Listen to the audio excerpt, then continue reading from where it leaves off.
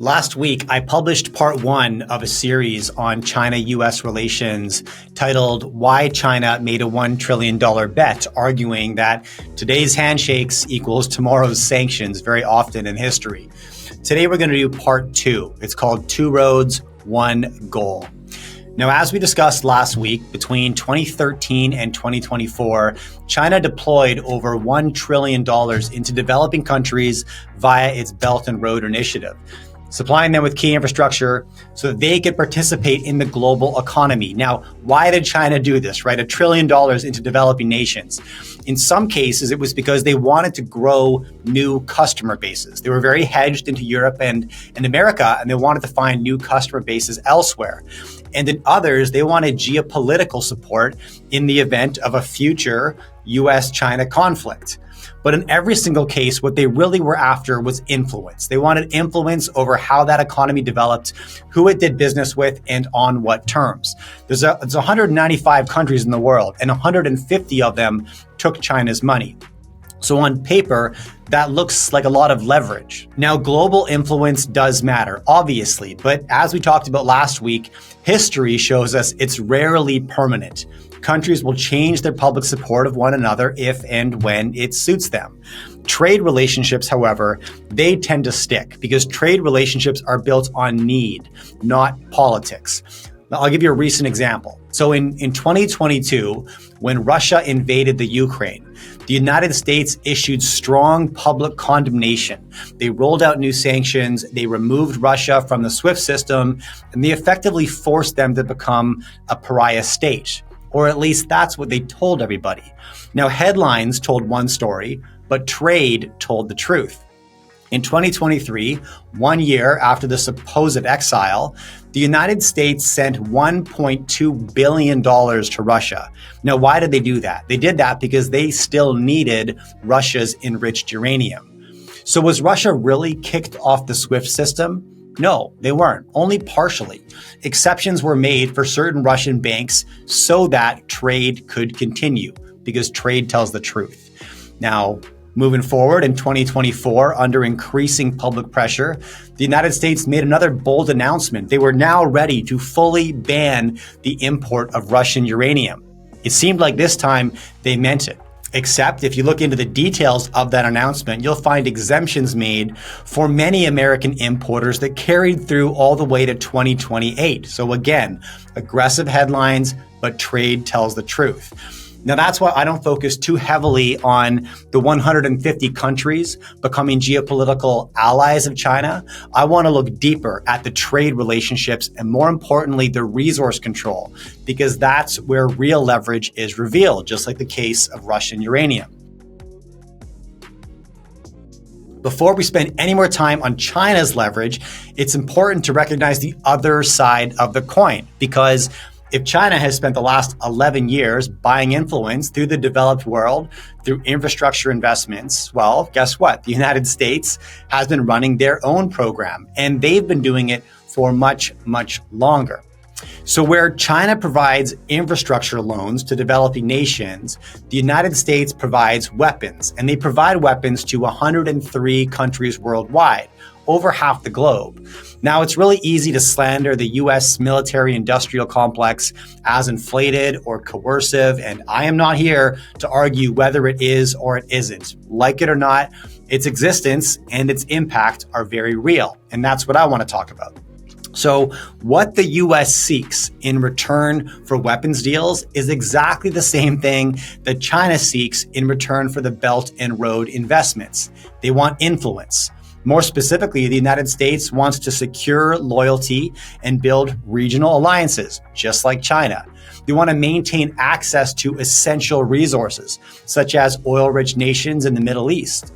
And by arming certain countries, the US can counterbalance, or at least try to counterbalance, the influence of adversarial nations like Iran or Russia, protecting American global interests.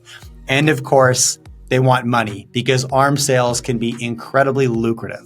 So every US weapons deal comes with fine print. They want influence, they want loyalty, and they want leverage.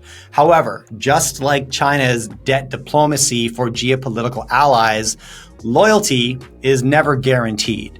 There's a long list of countries that accepted American weapons and then turned around and pointed those weapons back at Americans. For example, in the 1980s, the United States provided weapons to the Mujahideen in Afghanistan to defeat the Soviet invasion at that time. Then, in the 1990s, 10 years later, the Taliban emerged and took power in Afghanistan. And in the 2000s, 10 years after that, the United States found itself fighting the Taliban in Afghanistan. Now, guns don't expire, so the Taliban were fighting Americans with weapons provided by America. A more recent example is the recent Syrian conflict. In 2017, the United States began providing weapons to the SDF rebel group in Syria, as they appeared to be fighting ISIS in the region. The United States also provides weapons to Turkey because they're a NATO ally. Seems to make sense and no conflict. However, for their own reasons, Turkey didn't see the SDF as an ally, but as a threat. And from 2017 to 2019, Turkey launched numerous military operations against SDF forces. So we had American-backed Turks fighting American-backed SDF. It's quite the pickle. But let's get back to the main story. The American military-industrial complex and the Chinese Belt and Road Initiative are different approaches to the same goal: control the future through leverage, influence, and geopolitical alliances, resource control, all of it. But as the Russian-American relationship shows us, real influence comes from controlling the resources. America can condemn Russia in public, but in private, they're still a loyal customer.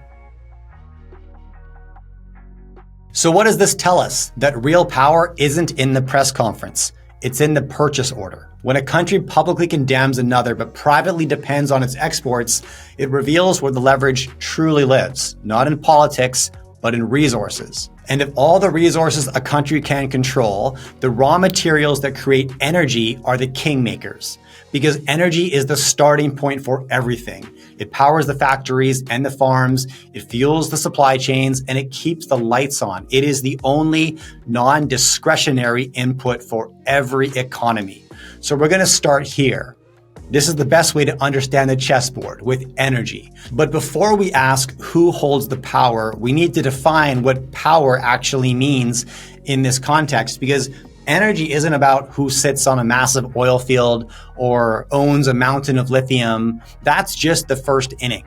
In reality, energy power functions more like a supply chain, a series of linked stages where control at every step creates a different kind of leverage. Some nations dominate at the source, others at the conversion or the transport or the end use. And to understand who's winning the game, we need to understand the field. So here is the framework that I use to understand energy dominance. First of all, resource access. Who controls or owns what's in the ground? Now, this is where the energy journey begins. Whether we're talking about oil, gas, coal, uranium, lithium, copper, nickel, these are the raw ingredients. Some countries are blessed with rich deposits under their soil and other countries aren't. But there's a very important catch. Owning the resource does not mean you can use it. You can have the best kitchen in the world, but if you don't have a chef, you're not serving dinner, which brings us to step 2. Refining and processing. This is to say, who turns the raw stuff into the usable form. You can't run a car on crude oil. You can't build a Tesla with raw lithium. You need refined gasoline or battery-grade lithium.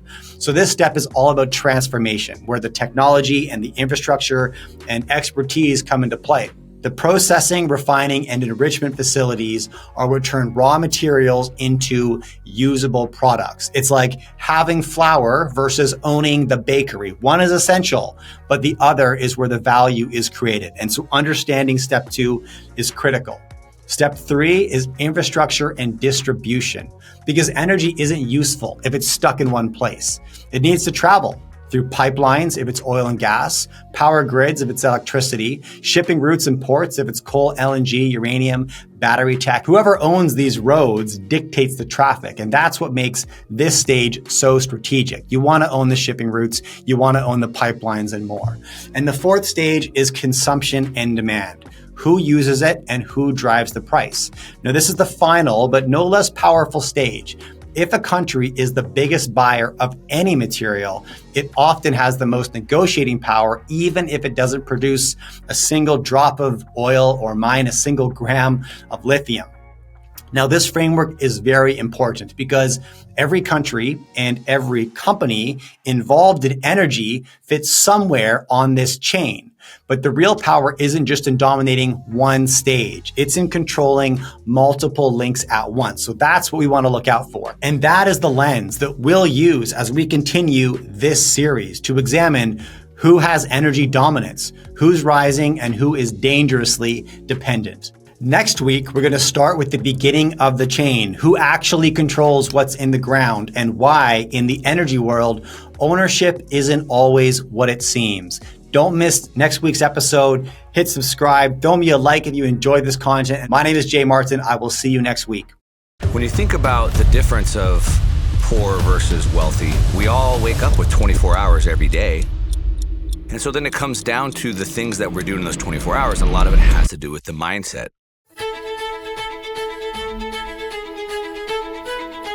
What Dave Ramsey and every other financial advisor tells you to do is work for 40 years, save enough money, so one day, hopefully, you could retire and live off of your savings. And if you're lucky enough, you'll die right around when your savings hit zero. I want to know that number down to the penny. Not, it's $10,000. No, it's not $10,000. It might be $7,479.27. I want to know that number.